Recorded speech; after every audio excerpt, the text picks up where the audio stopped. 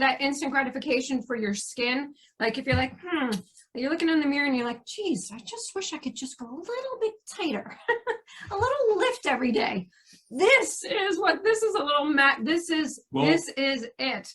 You know, I said the other day, it's like everybody loves to have a great hair day, but how about having a great face day?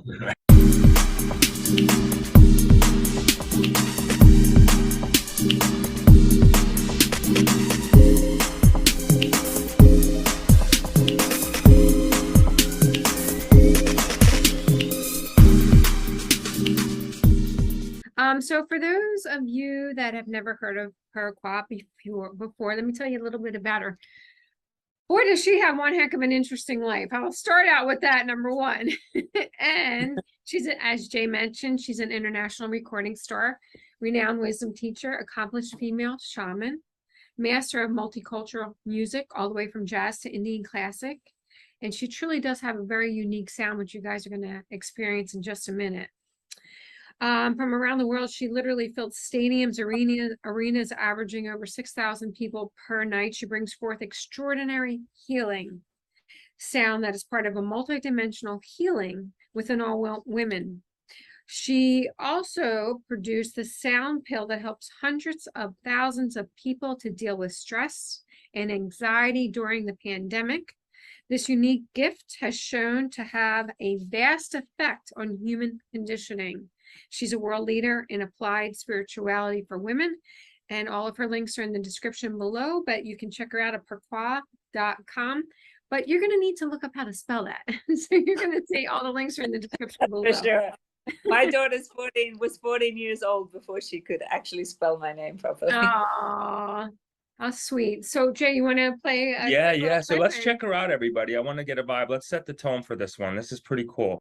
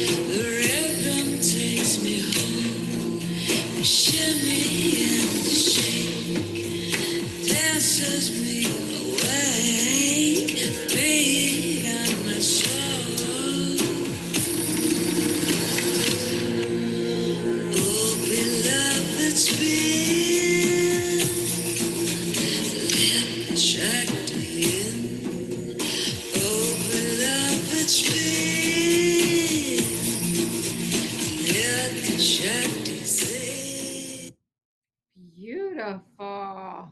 Really beautiful. Does that ever get old, watching yourself on video doing all that? Sometimes it play it again.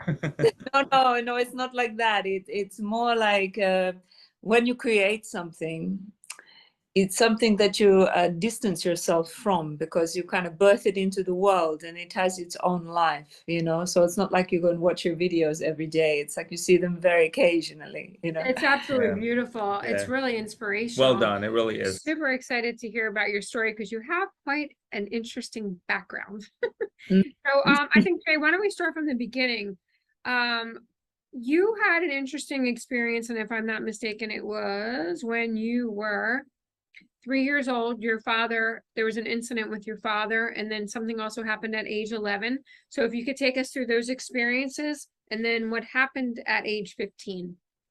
Okay, well, I come from a very small fishing village in the southeast of South Australia. So it's kind of, you know, on the southern waters, going down to the South Pole, really treacherous waters. My father was a fisherman in the season. And so he had a small boat and he took a crew out every week, you know, and it was the last week of the season. And the people who protect or kept his boat said, don't take the boat out. It really needs to stop. You know, it's like time to put it up, clean it, make sure it's seaworthy, etc. And he said, no problem, mate. Oh.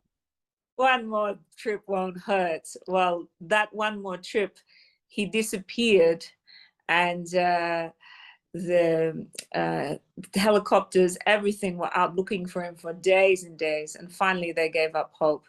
So he left my mother with 4 small children, and everything went down.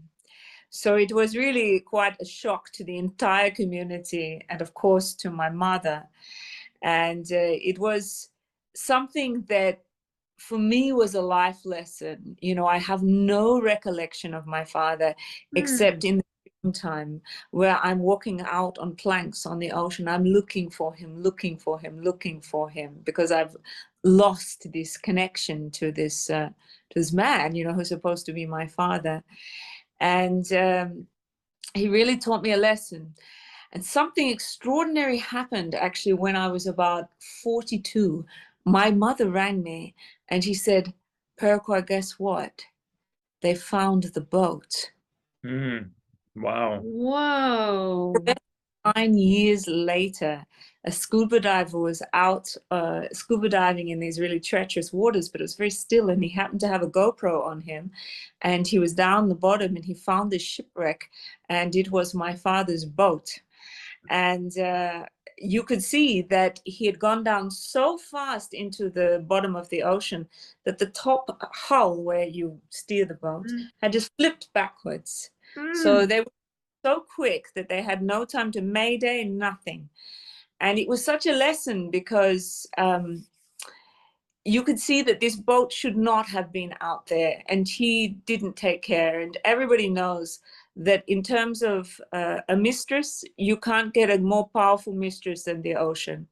So don't not take care of details, and don't take life for granted, because it can go just like that in an instant. You know, we always think, oh, tomorrow, but really truly all we have is right here in this moment to connect. And that was like a base point for me in my life. That's what my father set inside of me. Did they ever recover his body at all when they found it? Any remains? No. No. Okay. No, of course no. You know the mother, she just claims everything to herself unless it's metal or wood, you know. Yeah. Exactly. Just absorbs back into the cosmos. Exactly. Yeah, so that's an interesting way to start out your journey in life, right? Is that's how you kind of start out. Then moving right along from there, then you know you start having some other interesting events at 11 and 15. What happened there?